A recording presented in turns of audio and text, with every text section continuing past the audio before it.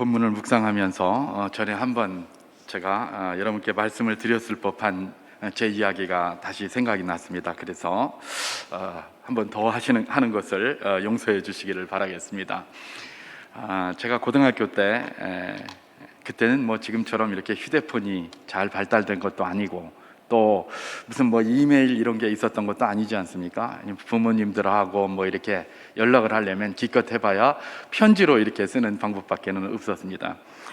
저는 이제 기숙학교를 이렇게 다니고 있었기 때문에 그렇게 이제 2학기를 이렇게 지내고 있었는데 이제 집에서 편지가 온 겁니다. 아버지한테 편지가 와서 뭐라고 왔느냐, 야, 우리 집이 이사를 갔다. 뭐 그때 우리 집이 있는 게 아니라 이제 남의 집에서 이렇게 살고 새 월세 비슷하게 이렇게 살았기 때문에 이제 뭐 한 곳에 얼마나 있는지 잘 몰랐던 것이죠. 근데 마침 제가 이제 학교 기숙사에 있다가 2학기를 이제 마칠 때쯤이 됐는데 그렇게 편지가 온 겁니다. 편지가 와서 집을 이사를 했으니까 방학 되면 글로 찾아와라 이렇게 하는 거였습니다. 그런데 이제 그 이사를 했다는 그곳이 제가 한 번도 가본 적이 없는 거예요. 그쪽 거기가 계곡이 이렇게 있었는데 그 개울이 있는 그 다리에서 물고기는 제가 잡으러 몇 번은 가봤지만 그 구석에 무슨 뭐 집이 있다는 생각을 제가 한 번도 해본 적도 없고 가본 적도 없고, 그런데 아버지의 그 편지에 의하면 그 속으로 한참 들어오면 이제 공장이 하나 있다는 겁니다. 그래서 그 공장에 거기 뭐 저녁 때 되면 뭐 이렇게 장비 같은 것들을 관리하고 또 이렇게 보초 비슷하게 서고 하는 그런 일을 하는데 이제 그런 집에서 이제 사시게 되었다, 그런 이야기였습니다. 그래서 이제 뭐 그 근처에 그 밑에 있는 다리 같은 데는 제가 이제 갔었기 때문에 대충 약도를 이렇게 그려 주셔가지고 이제 그걸 들고 이제 그렇게 방학이 시작이 되어서 집을 찾아갔습니다. 그날따라 눈이 억수같이 와가지고 제가 탄 버스를 마지막으로 해서 더 이상 이제 버스가 가지 않는다, 이제 군남 쪽으로 가는 버스를 탔어야 하는데 더 이상 이제 가지 않는다 그래서 뭐 시간은 아직 그 시간이 안 됐었지만 제가 탄 버스가 막차와 다름이 없었습니다. 어쨌든 그렇게 해서 이제 그 다리에 이렇게 딱 내렸는데, 그리고 이제 버스는 군남면이라는 데를 향해서 이렇게 지나갔고 저는 중간에 이제 그 버스에 내린 것이죠. 눈이 뭐 펑펑 와가지고 막 굉장히 미끄러웠습니다. 그래서 이제 그 계곡을 따라서 그 물 내려오는 강을 따라서 개울을 따라서 계곡을 이렇게 지나가야 됐는데 그 다리에서는 제가 물고기를 잡아봤지만 그 위쪽으로는 뭐 가본 적이 없죠. 뭐가 있는지도 잘 모르고 거기 무슨 사람이 사는지도 잘 모르고 그랬습니다. 그냥 캄캄했습니다. 그래서 이제 쭉 가는데 눈이 막 와서 쌓여 있죠. 그러면서 이렇게 발로 걸으면 뿌드득 뿌드득 소리는 나죠. 근데 이제 가는데 어떤 게 무겁냐면, 저기서 무섭냐면 바사락 소리가 나요. 바사락 소리가 나면 그냥 가야 되는데 그거 확인을 안 하면 꼭 뭔가 튀어나올 것 같아가지고 무서워서 바사락 소리 나면 또 가서 들여다보고 아무것도 아니구나 그러면서 또 이제 이렇게 가는 것이죠. 가면서 굉장히 두려웠던 기억이 있습니다. 두려웠어요. 왜 두려웠느냐, 혹시 내가 이렇게 끝까지 가는데 저기 아무것도 없으면 어떡할까? 거기 뭐라도 있으면 괜찮은데 이렇게 쭉 갔는데 아무것도 없으면 이건 완전히 뭐 큰일 나는 것 아닙니까? 이제 뭐 돌아서 나와도 뭐 차도 없고 그 호흡벌판에 혼자 남아서 이렇게 돼 있어야 되는 그런 상황이니까 말입니다. 그것도 뭐 한겨울이고 눈도 막 펑펑 와가지고 엄청나게 쌓여 있는 그런 상황이었기 때문에 그렇습니다. 근데 한참 미끄러지고 넘어지고 그러면서 그 개울가를 향해서 한참 올라갔는데 보니까 저 끝에 불빛이 하나 이렇게 딱 보이더라고요.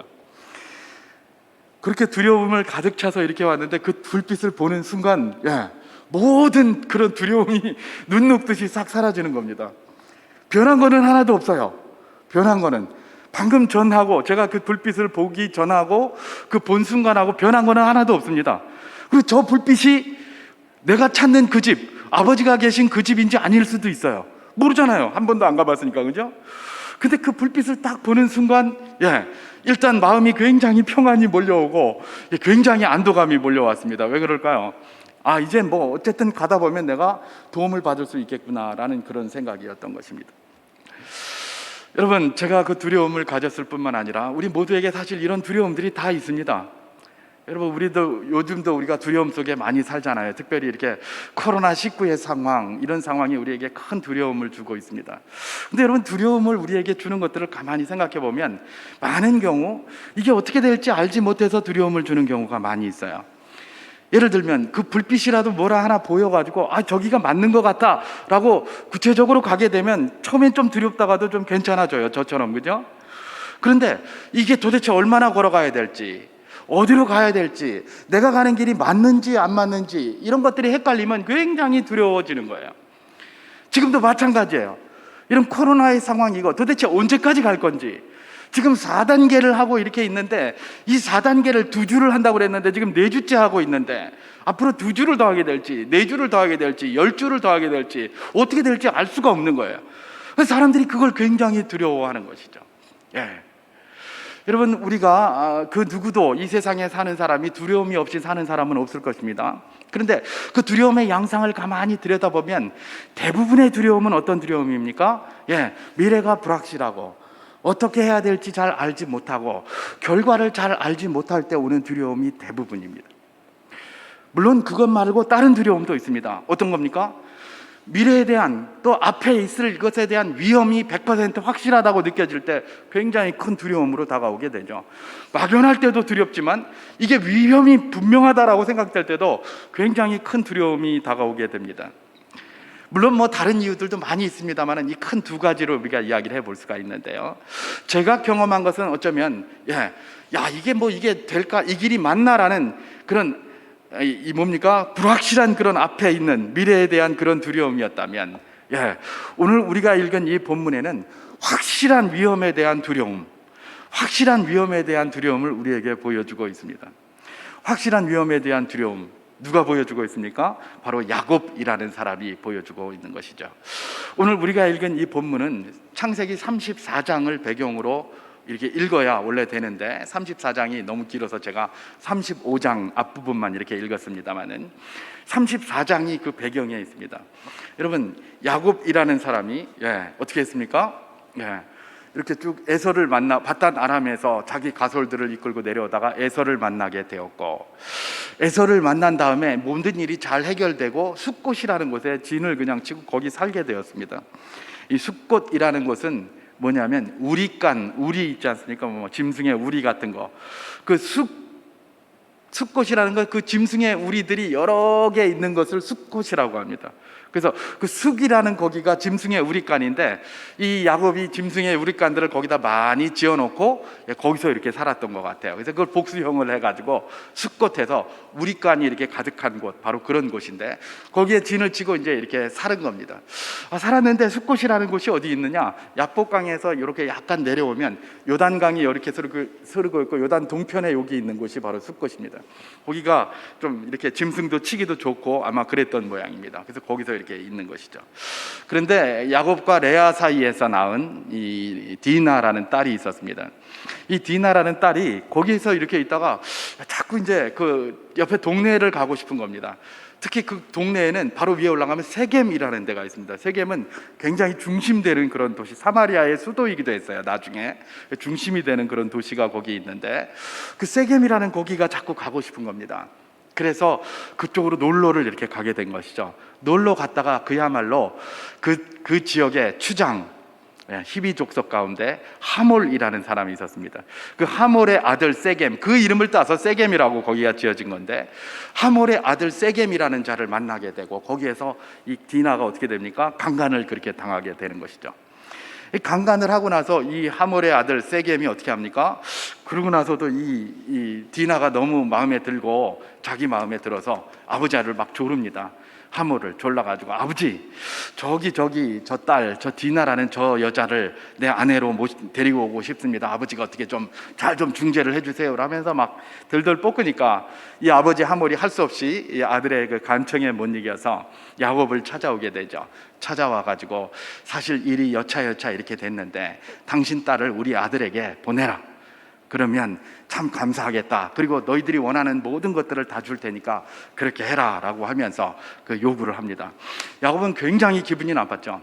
왜냐하면 감히 이것들이 우리 딸을 그렇게 범했어? 이런 할례 없는 것들 뭐 이렇게 생각을 했을 텐데, 그럼에도 불구하고 자기는 이방인이었고 그들이 거기 터줏대감들이었기 때문에 함부로 그런 말을 할 수가 없는 겁니다. 만약에 그 사람들 기분 거슬렀다가 다 그냥 덤벼서 죽이면 자기들은 아무것도 아니잖아요. 여러분, 영화 같은 거 보면 이전 고대 세계나 이전 세상들이 항상 그랬어요. 기분 나쁘면 힘 있는 자들이 와서 다 죽여버리잖아요. 무슨 법이 있는 것도 아니고. 그렇게 되니까 막 무서우니까 말을 못한 거죠. 그래서 입 딱 다물고 있다가 나중에 우리 아들들이 지금 일하러 다 나갔는데 아들들이 오면 한번 상의를 한번 해보고 그렇게 결혼을 시킬지 말지 결정하자, 이렇게 하면서 이제 시간을 봅니다. 나중에 저녁이 됐더니 이 야곱의 아들들이 이제 양을 치러 밖에 나가서 일하러 갔다가 다 돌아왔습니다. 돌아왔을 때 야곱이 이제 그 이야기를 하죠. 사실 여차여차해서 디나가 이렇게 됐는데 이거 참 입장은 곤란하지만은 뭐 어떻게 하겠냐, 어떻게 했으면 좋겠느냐, 너희들 생각을 한번 이야기해봐라. 그랬더니 이 아들 중에 시므온과 레위, 둘째와 셋째가 그냥 막 화를 확 내는 겁니다. 아니 아버지, 그걸 말이라고 하니까 이놈들을 싹 쓸어버려야지. 어디 우리 집안을 무시해도 이렇게 무시할 수가 있단 말입니까? 성경에 나오지는 않지만 그런 시므온과 레위에게 야곱이 그랬을 겁니다. 조심해라. 쓸데없는 짓 하지 말고. 누구는 화 안 나는 줄 아나? 지금 여기서 잘못했다가 우리가 도륙을 당할 수도 있고 우리 집안이 전멸할 수도 있다. 그러니까 쓸데없는 경거망동 하지 말고 가만히 있어. 그리고 딱 그랬어요. 그런데 이 시므온과 레위라는 이 아들들이 가만히 있으니까 괘씸하고 그냥 막 화가 치밀어 오르니까 젊은 혈기에 어떻게 합니까? 이 하몰을 찾아갑니다. 하몰의 아들 세겜을 찾아가고 그 아버지를 찾아가서 그렇게 얘기를 합니다. 오케이, 너희들이 우리하고 뭐 결혼을 이렇게 하자고 한다고 하는데 오케이, 좋다. 그런데 조건이 있다. 너희가 할례를 해서 우리와 같이 되지 않으면 우리는 너희하고 결혼을 할 수 없다.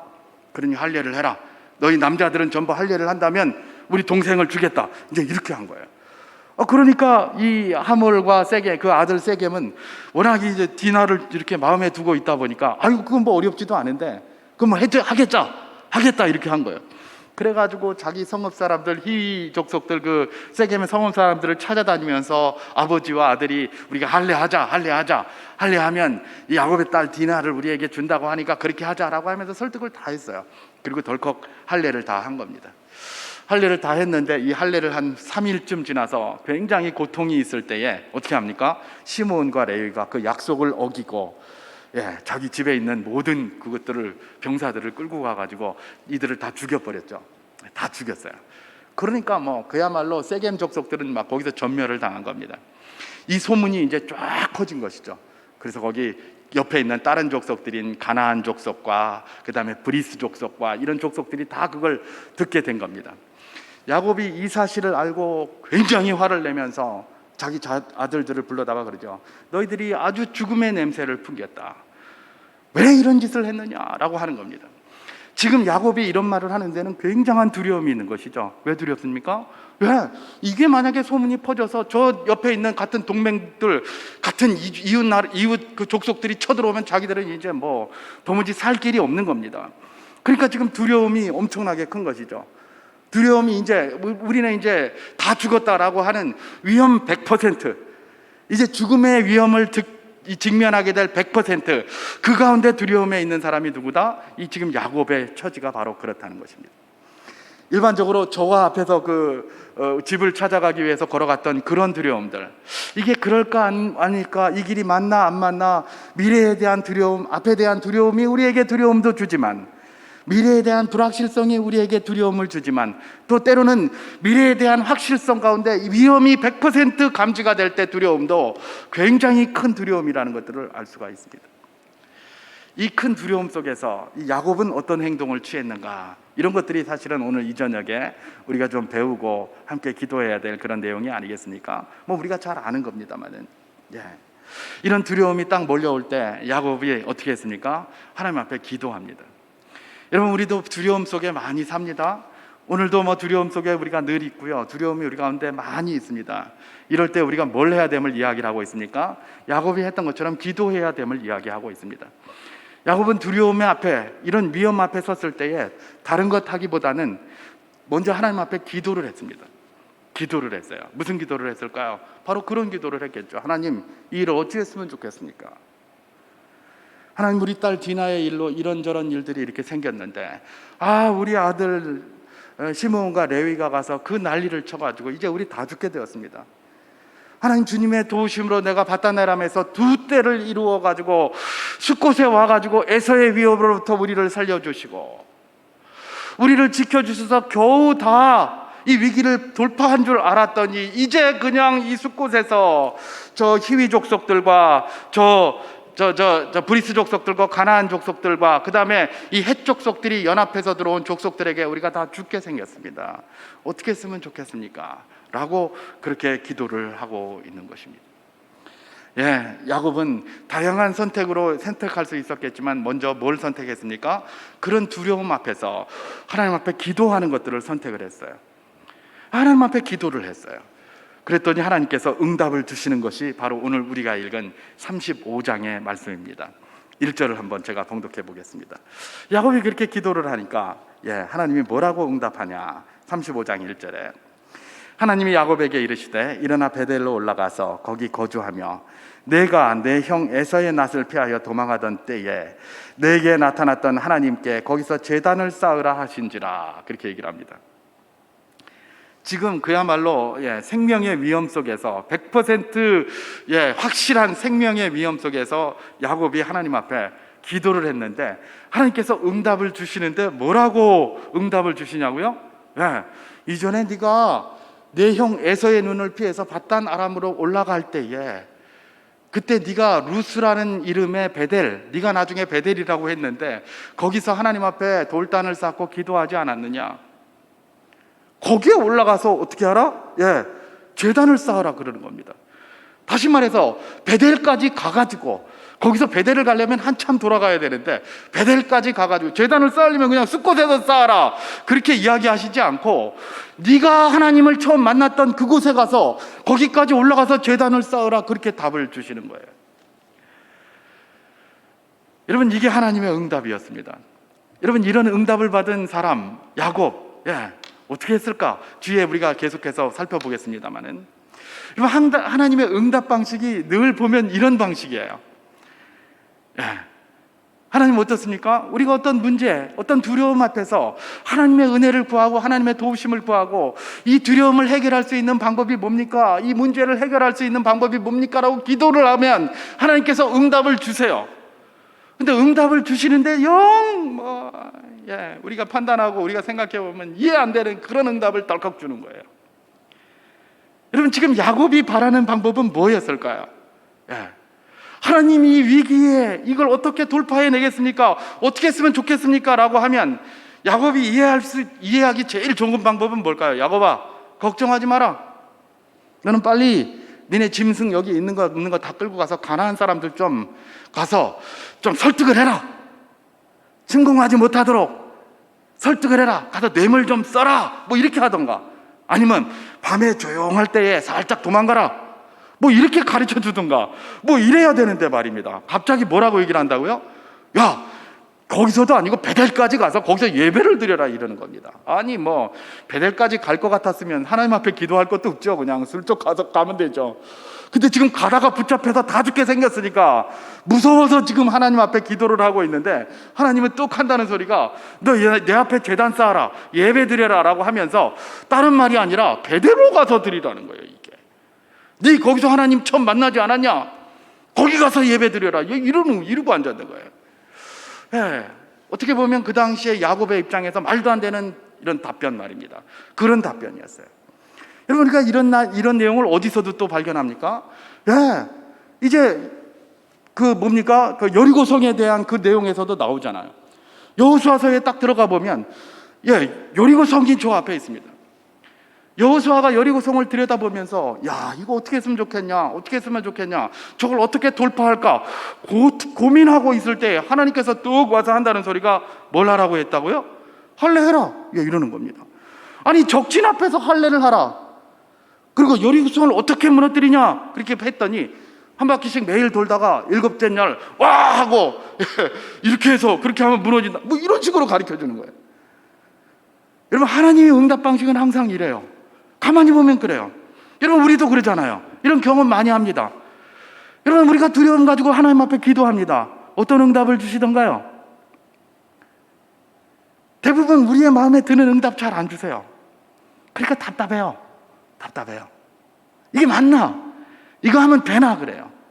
나는 지금 큰 문제를 가지고 이 앞에 나와서 그래도 저 이기영 목사의 입을 통해서 무슨 말을 할까? 아니면 목사님들 설교하는데 그 말씀을 통해서 무슨 말을 할까?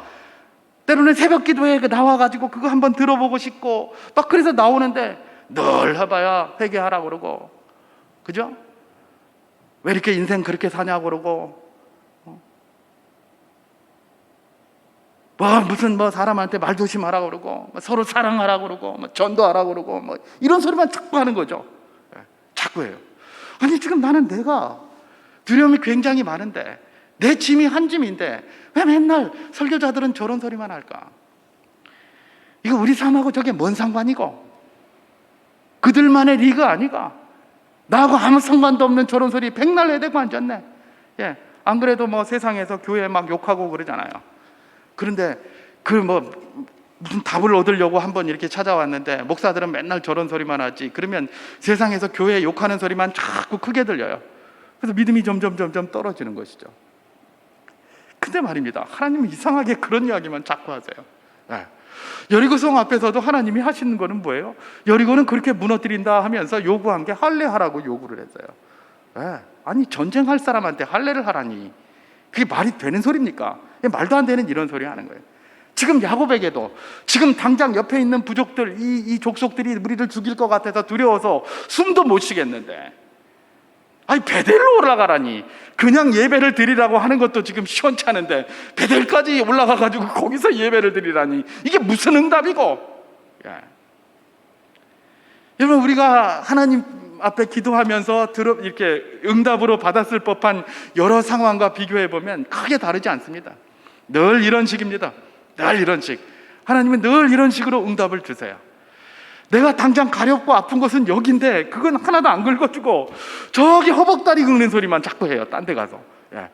그게 하나님이 성경을 통해서도 그렇고 우리 인생을 통해서도 종종 경험하게 하는 그런 응답의 방식이라는 것들을 발견하게 됩니다. 여러분, 이럴 때 우리는 어떻게 해야 될까? 예. 막 화도 나고 짜증도 나고 막 그래서 그냥 확 집어치워야 될까?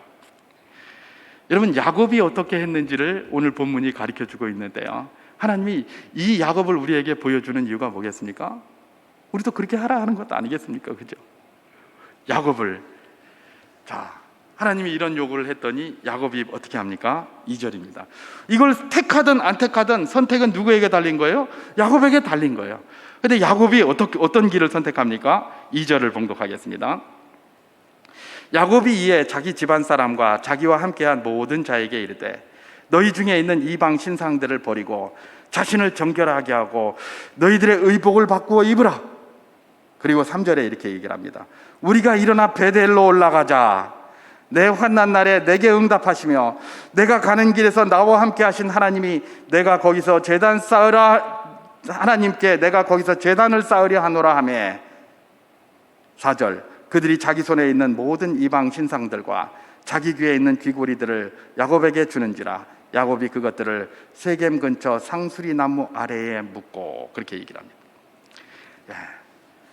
그런 이상한, 그야말로 답이 안 될 것 같은 그런 응답을 주신 하나님의 말씀을 붙들고 야곱이 선택한 것은 뭐예요? 그 말씀에 대한 순종이었습니다. 그래서 거기로 베델로 올라가자. 나의 환난 날에 내게 응답하셨던 하나님께 내가 예배하러 가고 싶다 라고 하면서 자손들을 이야기합니다. 근데 그냥 가지 않습니다. 너희들 금기고리나 무슨 신상들 이런 거 다 내놔라, 그거 다 내려놓고 가자, 그렇게 얘기를 하는 겁니다. 여러분, 여기서 말하는 지금 뭡니까? 금기고리, 또 이방 신상들, 이런 것들은 다 뭐를 의미할까요? 그동안 그들이 의지하고 있었던 것들이에요. 그동안 내가 의지하고 있었던 이 모든 것들을 다 어디에요? 세겜의 상수리 나무 아래에 묻고 베델로 올라가서 오직 하나님과 독대해서 하나님 앞에 예배하자, 이러고 출발을 한 것입니다. 여러분, 하나님께서 이것을 통해서 우리에게 보여주시는 것이 무엇입니까? 바로 똑같은 내용입니다. 우리가 두려움 앞에서 어떤 기도를 합니까? 우리가 다양한 것 의지하고 살고 있지 않습니까? 그 의지하는 것들도 중요하지만 우리 하나님께서 이런 말씀을 통해서 우리에게 주시는 도전은 무엇입니까? 이제 우리가 두려움 앞에 있다면 그런 것들 다 세겜의 상수리 나무 아래 내려놓고 하나님 앞에 독대의 자리로 나아가라는 겁니다. 그것이 바로 이 야곱을 통해서 하나님이 오늘 우리에게 주시는 도전입니다. 여러분, 우리가 두려움 앞에 있습니까? 두려움 앞에 있을 때마다 우리가 더 기억해야 될 것이 바로 어디입니까? 베델입니다. 나를 만나 주셨던 그 하나님의 자리로 나아가는 겁니다. 그 자리에 나가서 하나님 앞에 기도하는 겁니다. 하나님은 여리고 앞에서도 하나님 앞에 할례할 것을 요구했습니다. 다른 무엇 요구하지 않았습니다. 할례를 요구했습니다. 할례는 뭡니까? 하나님과 언약 관계에 있음을 증명하는 표였습니다. 네가 나의 백성이냐? 네가 나의 백성이냐?